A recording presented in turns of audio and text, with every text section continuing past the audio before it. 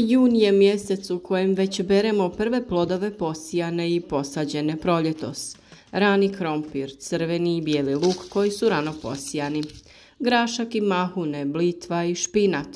Bez obzira na rast temperature, još uvijek možemo sijati određene kulture koje će plodonositi u drugom dijelu ljeta i tako nam sve vrijeme osigurati svježe namirnice.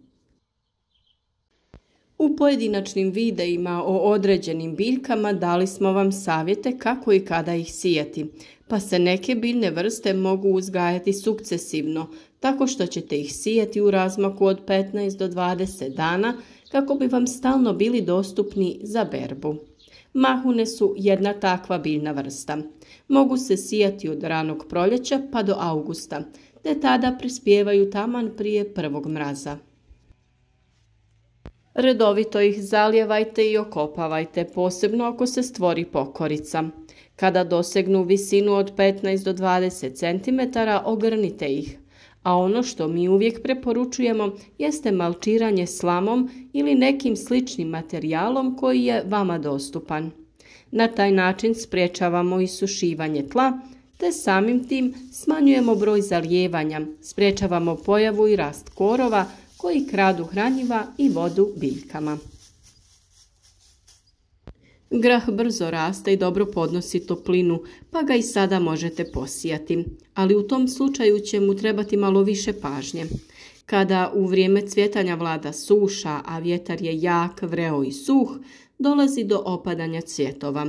Zbog toga je od izuzetne važnosti zalijevanje u ovom periodu gdje opet u priču dolazi malč. Na taj način smanjujete broj kultiviranja, to jest obrade tla oko usjeva. Tikvice također brzo rastu i još uvijek se mogu sijati izravno u vrt. Izaberite sunčanu poziciju i dobro drenirano tlo. Redovito ih zalijevajte, a tlo oko njih malčirajte. Sjeme prije sjetve namočite u vodi ili čaju od kamilice kako bi potaknuli brže klijanje i rast biljaka. Možete ih sijati direktno na stalno mjesto ili pak uzgojiti presadnice. Krastavci su poput tikvica i traže sličnu njegu. Mnogima se dogodi da prvi usjevi zbog nepogodnih vremenskih prilika nastradaju i razbole se. U tom slučaju vrlo jednostavno se mogu uzgojiti ponovo. Također ih možete sijati na stalno mjesto te redovno zalijevati kako se zemlja ne bi osušila i stvorila se pokorica. Biljka tada ne bi mogla izaći na površinu ili bi bila oštećena. A zasušivanje može također prekinuti proces klijanja. U slučaju sadnje presadnica, krastavac će biti osjetljiviji na prilagodbu i visoke temperature, pa je vrlo važno redovito navodnjavanje. Obavezno, opet naglašavam, malčirajte tlo oko biljke, a ako ste tek posijali, golim ostavite samo dio gdje biljka treba da nikne.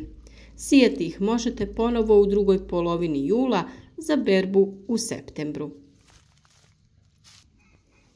Mrkva posijana u junu vadi se kasno ljeti ili u jesen, pa još uvijek stignete odraditi sjetvu.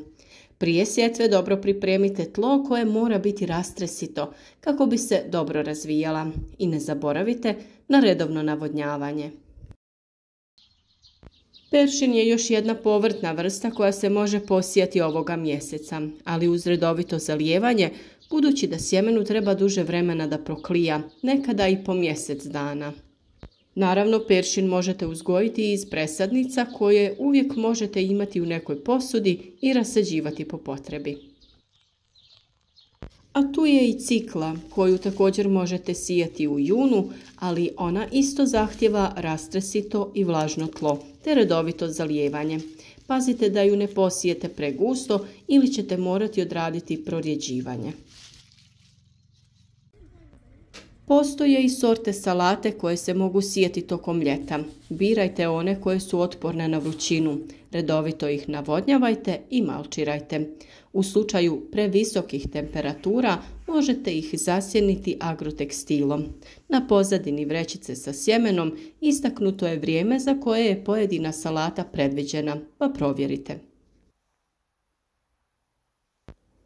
Blitva je dosta otporna na vrućinu i može se kontinuirano sijati od proljeća do ljeta.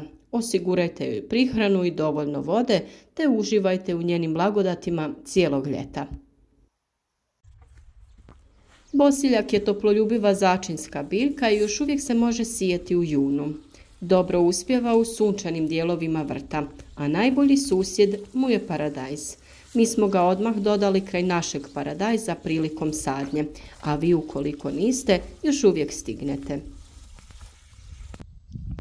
Ne zaboravite i pripremiti presadnice kasnog kupusa i brokule. Posijte ih u kontejnere, njegujte i presadite u vrt kada budu spremne. Ovo su neke od ideja za biljke koje sada možete uzgajati, a za savjete o uzgoju pojedine biljke potražite video na našem kanalu.